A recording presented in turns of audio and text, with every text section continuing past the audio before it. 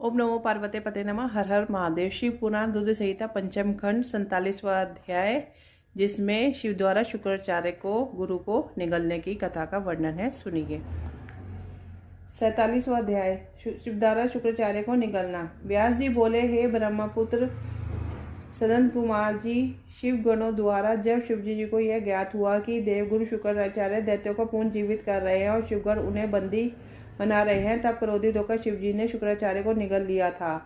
तब आगे क्या हुआ? भगवान शिव के उदर में शुक्राचार्य ने क्या किया? क्या भगवान शिव ने उन्हें भस्म कर दिया या फिर शुक्राचार्य अपने तेज के प्रभाव से शिवजी के उदर से बाहर निकल आए?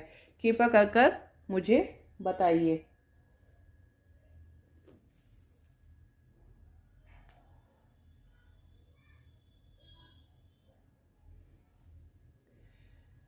व्यास जी के इन प्रश्नों को सुनकर सनत कुमार जी बोले, हे व्यास जी, भगवान शिव तो इस त्रिलोक के नाथ है, वह साक्षात ईश्वर है। उनकी आज्ञा के बिना संसार में कुछ भी नहीं होता। उनके कारण यह संसार चलता है। भगवान शिव के कारण ही देवताओं की हर युद्ध में जीत होती है। अंदर कोई साधारण दैत्य नहीं था। उसे यह ज्ञात भी था कि वह त्रिलोकीनाथ भगवान शिव को नहीं जीत सकता। इसलिए वह अपने दैत्य कुल की रक्षा करने के लिए सर्वप्रथम अपने आराध्य देवता गुरु शुक्राचार्य के चरणों में गया और अपने गुरु की वंदना करने लगा। तब उन्होंने प्रसन्न होकर से आशीर्वाद दिया।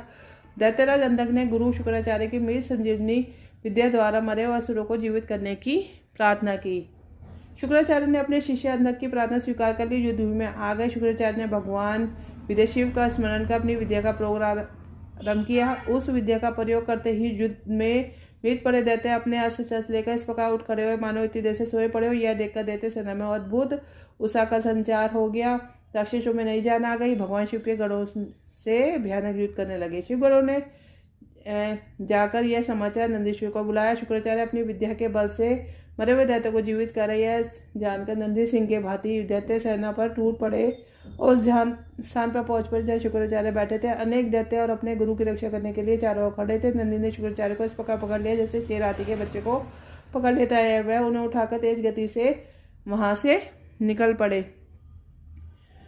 नंदीश्वर को इस प्रकार अपने गुरु को उठा के ले जाते देखकर सभी दैत्य उन पर टूट पड़े, परंतु नंदी अपनी वीरता का परिचय देते हुए उसको पछाड़ते हुए आगे बढ़ते रहे। नंदी के मुख से भयानक अग्निवर्षा हो रही थी जिससे दैत्य की उनकी ओर नहीं बढ़ पा रहे थे। इस प्रकार कुछ ही देर में नंदी शुक्राचार्य का अपहरण कर उन्हें भगवान शिव के सम्मुख ले गए। नंदी ने सारी बातें भगवान शिव को कह सुनाई। ये सुनकर देवादिदेव महादेव को क्रोध और बढ़ गया और उन्हें दैत्य गुरु शुक्राचार्य को अपने मुंह में रखकर इस प्रकार निगल लिया जिस प्रकार कोई बालक पसंदीदा खाने की वस्तु को पल भर में ही सटक जाता है। तो इस कथा यहीं पूर्ण होते। कल एक नई कथा के साथ कल मिलेंगे।